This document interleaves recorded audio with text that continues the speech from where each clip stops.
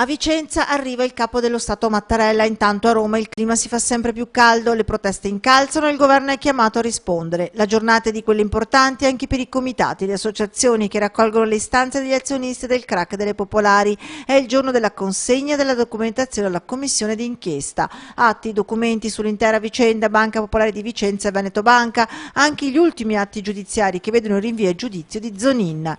E adesso non ci sono più scuse, come lascia intendere lo stesso Patrizio Miatello, uno dei motori delle istanze di risparmiatori e azionisti. Cosa si sta muovendo?